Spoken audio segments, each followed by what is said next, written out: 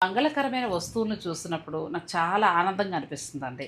ఎవరెవరికి ఎలా అవసరం అవుతుందో అలా మనం అందిస్తే చాలా బావుంటుంది అనిపిస్తుంది. ఇది చూడండి ఎంత బావుందో.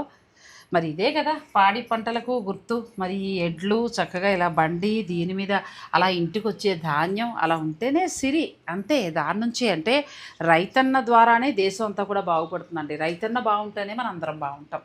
ఇలా చక్కగా మీకు కావాలంటే ఎక్కడ దొరుకుతాయి ఏంటి అడ్రస్ అనేది నేను స్క్రీన్ పైన ఇస్తాను. ఫర్ సపోజ్ మీది బియ్యం వ్యాపారం అనుకోండి, మీ కౌంటర్ టేబుల్ మీద ఇలా పెట్టుకోండి. అమ్మవారు చక్కగా ఆశీస్సులు ఇస్తారు. పూల వ్యాపారం అయితే ఇలా పెట్టుకోండి. ఆ తర్వాత జ్యువెలరీ షాప్ అయితే ఇలా పెట్టండి ఎంత అందంగా ఉందో. సో, ఇలా ఏమొద్దు ఇలాంటివి చాలా బాగున్నాయి.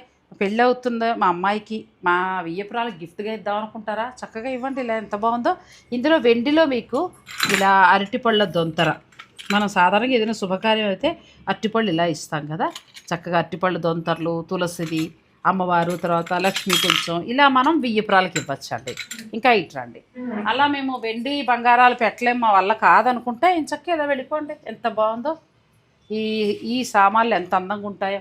లేదు ఇలా తీసుకుని మీరు ముత్తైదులకి చక్కగా తాంబూలాలు వచ్చే వరలక్ష్మి వ్రతానికి ఇవ్వాలనుకుంటే మీరు ఇలా ప్లాన్ చేసుకోవచ్చు.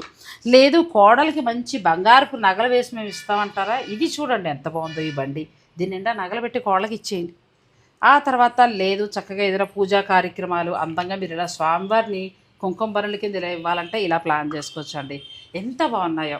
ఇవన్నీ చూస్తే ఈ పాటకి మీకు అర్థమై ఉండాలి నా వెనకున్నవి ఇవన్నీ చూస్తే. అవునండి. రాజరాజేశ్వరి ఎంపోరియం ప్రగతి నగర్. వారి దగ్గర ఇలాంటివన్నీ కూడా చాలా దొరుకుతాయి. మీరు కావాలంటే చక్కగా ప్లాన్ చేసుకోవచ్చు.